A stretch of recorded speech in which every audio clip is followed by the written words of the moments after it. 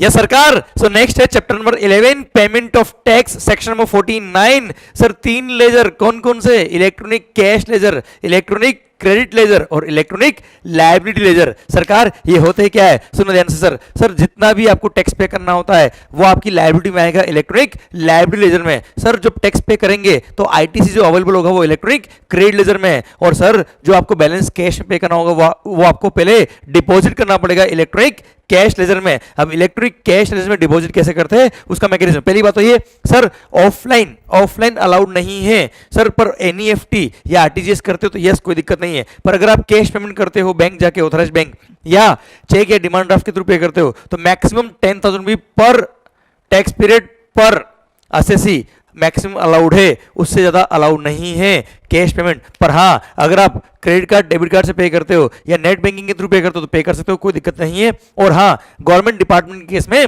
Sir physical आप जो offline payment की बात आती है वहां गवर्नमेंट डिपार्टमेंट के केस में ऑफलाइन पेमेंट ही होता है, वहां पे ऑनलाइन की सिस्टम की जरूरत नहीं है, वहां पे ऑफलाइन पे करने की कोई लिमिट नहीं है, जैसे नॉर्मली 10,000 की होती है उसमें वहां नहीं है। सेकंड, अगर गवर्नमेंट कभी रिकवरी करने आया है आपसे तो रिकवरी करते वक्त जैसा आ जाए वैसे बढ़िया है साहब, ऑफलाइन तो ऑफलाइन आने दो, जो आ रहा है आने दो, क्लियर। प्लस अगर कभी भी आपके एसेट्स बेच के पैसा रिकवरी होता है तो ऑब्वियसली बात है जिस मोड से पेमेंट आ रहा है आने दो, इनकमिंग फ्री, क्लियर। रिकवरी के केस में ऑफलाइन जो 10,000 की लिमिट है वो अप्लाई नहीं होती है, गवर्नमेंट डिपार्टमेंट के 10,000 की लिमिट अप्लाई नहीं होती है। ओके सेकंड बात, क्या जो पेमेंट करने का चालान होता है वो मैनुअल होता है? नहीं सर, सारा इलेक्ट्रॉनिक है। आपको अपने कॉमन पोर्टल में जाके जीएसटी पोर्टल में जाके लॉगिन करना पड़ेगा, वहां चालान जनरेट करना पड़ेगा, चालान जनरेट करोगे और उसमें सर अलग अलग हेड मिलेंगे आपको, major head, minor head. Major head कौन से होते हैं? CGST, SGST, IGST, UTGST. अगर एसजीएसटी है या यूटीजीएसटी है, यूनियन टेरिटरी तो यूटीजीएसटी, स्टेट गवर्नमेंट तो SGST. Okay CGS major head कौन कौन से sir? CGST, SGST, IGST and GST compensation cess.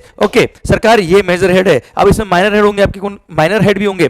Tax, interest, penalty, late fee, other dues payable. Okay sir जब आप रिचार्ज कराएंगे तो क्या करेंगे? इलेक्ट्रॉनिक कैश लेजर में जब अमाउंट डिपॉजिट करेंगे क्या करेंगे?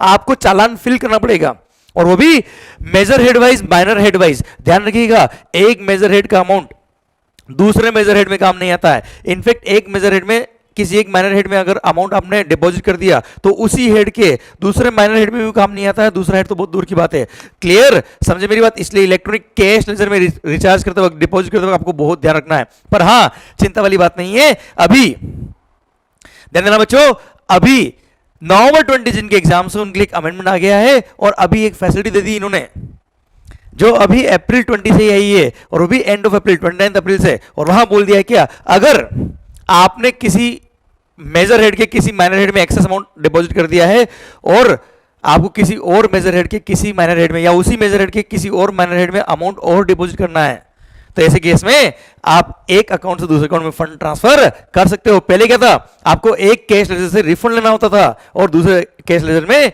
डिपॉजिट करना पड़ेगा। एक मेजर हेड या माइनर हेड से जहां एक्सेस अमाउंट है वहां से रिफंड लो और फिर दूसरे माइनर हेड या मेजर हेड में आपको डिपॉजिट करना तो डिपॉजिट करिए। अब सर जीएसटी पीएमटी 09 के थ्रू जिनके नवंबर एग्जाम से उसके लिए पॉइंट आया, जुलाई में एप्लीकेबल नहीं है। आप एक माइनर हेड या एक मेजर हेड से दूसरे माइनर हेड या दूसरे मेजर हेड में फंड ट्रांसफर कर सकते हो। और अगर आपने इस तरह से फंड ट्रांसफर किया है उसके लिए फॉर्म होगा क्या, जीएसटी पीएमटी 09 नंबर का फॉर्म। और फंड ट्रांसफर किया तो जिस अकाउंट से आपने पैसा निकाला है वहां से तो हम मानेंगे कि रिफंड हो गया और जिस अकाउंट में पेमेंट गया है वहां मानेंगे कि आपने वहां अमाउंट डिपॉजिट कर दिया है। प्लस गवर्नमेंट के लिए भी एक सेक्शन ऐड कर दिया और बोल दिया क्या, जिस गवर्नमेंट के अकाउंट से पैसा निकल रहा है और जिस गवर्नमेंट के अकाउंट में पैसा जा रहा है उस गवर्नमेंट को फंड अपने अकाउंट से निकाल के गवर्नमेंट उस जिसको फंड ट्रांसफर किया एसएससी ने उसके गवर्नमेंट को फंड ट्रांसफर करना पड़ेगा। जैसे आपने सीजीएसटी टैक्स में से पेमेंट निकाल के एसजीएसटी या यूटीजीएसटी के फंड में कोई अमाउंट ट्रांसफर किया है तो क्या करना पड़ेगा, सेंट्रल गवर्नमेंट को अपने अकाउंट से उतना पेमेंट निकाल के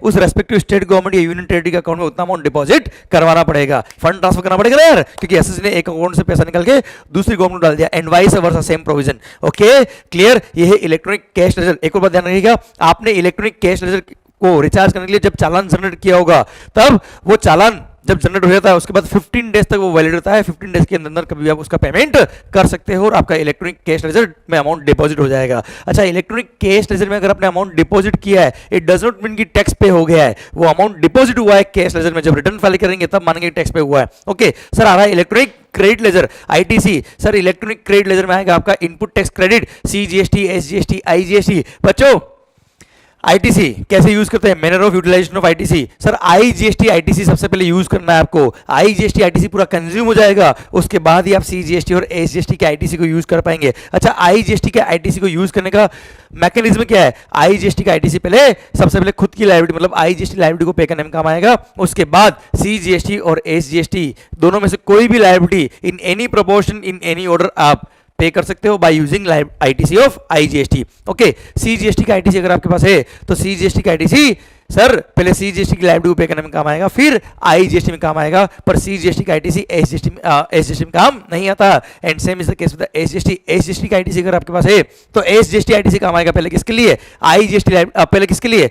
एसजीएसटी की लायबिलिटी को पे करने के लिए, उसके बाद अगर बैलेंस बच गया तो आईजीएसटी लायबिलिटी को पे करने के लिए एसजीएसटी क्रेडिट काम आएगा। क्लियर? पर सीजीएसटी में काम नहीं आएगा। और ध्यान रखना बेटा, सीजीएसटी आईटीसी और एसजीएसटी आईटीसी आप तभी यूज कर पाएंगे जब आईजीएसटी का आईटीसी आपने पूरा यूज कर लिया है।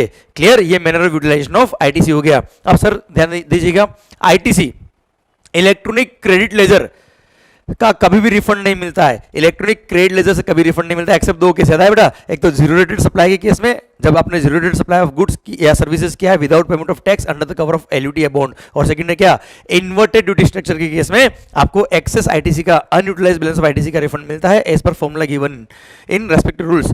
क्लियर? डन। सरकार ध्यान देना, अगर आप कभी भी इलेक्ट्रॉनिक कैश लेजर या क्रेडिट लेजर से रिफंड क्लेम करते हो तो उतना अमाउंट उस अकाउंट से डेबिट हो जाएगा, कम हो जाएगा, और सर आपके अकाउंट में पैसा आ जाएगा। सर ध्यान देना बेटा। एक और बात, अगर कभी रिफंड रिजेक्ट हो गया आपका तो सर जो अकाउंट से डेबिट हुआ उस अकाउंट वापस से वो अमाउंट क्रेडिट हो जाएगा। अच्छा, एक और बात जो रिफंड चैप्टर में इस बार ऐड हुआ, जो यहाँ पे लिंक आ रहा है, सुनना बच्चों ध्यान से, जिनके नवंबर 20 एग्जाम से उसके लिए पॉइंट आया कि कभी भी आप रिफंड के लिए अप्लाई करते हो तो मान लो आपने 14 रुपी टैक्स पे किया था, 10 का क्रेडिट यूज किया था और 4 कैश पे किया था। जब आपने 14 की लायबिलिटी पे करी, 10 का क्रेडिट यूज किया और 4 कैश में पे किया, अब मान लो 14 किसी वजह से रिफंडेबल है, तो सर जब गवर्नमेंट 14 का रिफंड देगा तो वो भी अगेन रिफंड पूरा कैश में नहीं देगा। जितना अमाउंट आपने क्रेडिट का यूज किया था उतना क्रेडिट में डालेगा, और जितना अमाउंट कैश में आपने दिया था उतना गवर्नमेंट आपको कैश में रिफंड देगा। मतलब अगर 14 का रिफंड मिलता है तो 10 रुपए इलेक्ट्रॉनिक क्रेडिट लेजर में आपका क्रेडिट किया जाएगा, और सर 4 रुपए आपको रिफंड दिया जाएगा जो आपने कैश के थ्रू पे किया। मतलब गवर्नमेंट जब रिफंड देगा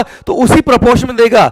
सर गवर्नमेंट जब रिफंड देगा तो सर रिफंड जब देगा तो इलेक्ट्रॉनिक क्रेडिट लेजर और कैश में पेमेंट जब करेगा तो उसी प्रोपोर्शन में करेगा जिस प्रोपोर्शन में आपने ओरिजिनल लायबिलिटी पे करी थी बेटा। So that unnecessary electronic credit laser से आपने लायबिलिटी पे कर दी और फिर उसका रिफंड कैश में दे दे, गलत हो जाएगा ना बेटा यार ये। इसलिए आप एक सेक्शन यहाँ पे रूल ऐड कर दिया और बोल दिया क्या, जितना अमाउंट आपने क्रेडिट को यूज करके पे किया था अगर वो अमाउंट रिफंडेबल आता है तो उतना अमाउंट आपके इलेक्ट्रॉनिक क्रेडिट लेजर में हम क्या कर देंगे, वापस अमाउंट रिक्रेडिट कर देंगे, कैश में रिफंड नहीं देंगे उसका। ओके माहौल, सर ये था इलेक्ट्रॉनिक क्रेडिट लेजर के रिगार्डिंग बातें। अब आ रहा है इलेक्ट्रॉनिक लायबिलिटी लेजर। अब इलेक्ट्रॉनिक लायबिलिटी लेजर में आपको tax, interest, penalty major head wise दिख रही होगी सर।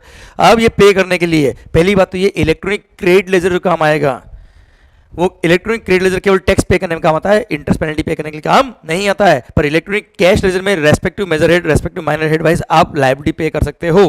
क्लियर? समझे मेरी बात? ध्यान रखना, अगर एक मेजर हेड में अमाउंट ज्यादा है दूसरे मेजर हेड में कम है तो आप फंड ट्रांसफर करके फिर बाद में रेस्पेक्टिव फंड को यूज कर सकते हो। पर इलेक्ट्रॉनिक कैश लेजर में से एक मेजर हेड का अमाउंट दूसरे मेजर हेड या माइनर हेड की लायबिलिटी को पे करने में काम नहीं आता है। अरे क्लियर? पक्का? ओके सर, अब इलेक्ट्रॉनिक लायबिलिटी लेजर में अगर आपकी लायबिलिटी है तो सीक्वेंस ऑफ मेकिंग पेमेंट क्या होता है, अगर प्रीवियस पीरियड का आपका कोई टैक्स और अदर ड्यू बाकी तो पहले वो पे करेंगे, फिर करंट पीरियड का टैक्स और अदर ड्यू बाकी तो वो पे करेंगे, उसके बाद अदर लायबिलिटी जो सेक्शन नंबर 73 या 74 के थ्रू कोई डिमांड वगैरह आया तो वो पे करेंगे।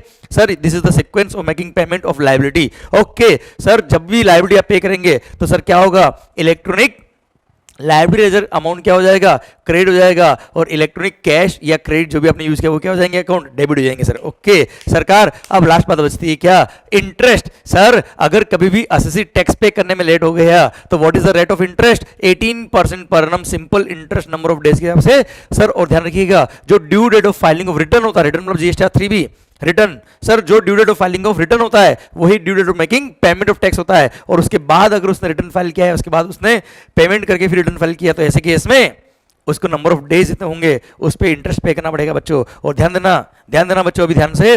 सर अगर 14 की लायबिलिटी थी, मैं तो कह रहा हूं 14 लाख रुपए की लायबिलिटी थी, आपके पास 10 लाख का क्रेडिट था और 4 लाख का कैश बैलेंस है, और आप क्या करेंगे, 14 लायबिलिटी कैसे पे करेंगे, 10 लाख का क्रेडिट यूज करेंगे, 4 लाख पे करेंगे। तो ध्यान देना, अगर ये लायबिलिटी पे करने में आप लेट हो गए तो सर पूरे 14 लाख पे लगेगा इंटरेस्ट। आई रिपीट, पूरे 14 लाख पे इंटरेस्ट लगेगा बच्चों। ये मैटर डिस्प्यूट में चल रहा है, इस पे जजमेंट आ रहे हैं, झगड़े चल रहे हैं, पर अभी आपके एग्जाम्स के लिए आंसर 14 लाख पे इंटरेस्ट लगेगा 18% पर annum। पर हाँ, दो केस ऐसे हैं जहां पे rate of interest is 24% per annum। एक तो अनड्यू या एक्सेस क्लेम ऑफ आईटीसी के केस में 24% per annum is the rate of interest, और सेकंड अनड्यू या excess reduction in liability through credit note. अगर आपने क्रेडिट नोट के थ्रू लायबिलिटी कम कर दी ज्यादा, जो आपके मिसमैच आ रहा है, सर आपने क्रेडिट नोट पंच किया, उसने सप्लायर ने एक्सेप्ट, रेसिपिएंट ने एक्सेप्ट नहीं किया, फिर अगेन आपने मिसमैच आया, मिसमैच की वजह से रिवर्स के वापस से आपने क्रेडिट नोट डबल बार अगर पंच कर दिया, और उसकी वजह से अगर आपकी लायबिलिटी आपने अनड्यू रिड्यूस कर दी, तो ऐसे केस में जब गवर्नमेंट आपसे वो अमाउंट रिकवरी करेगा तो 24% पर annum के रेट से करेगा।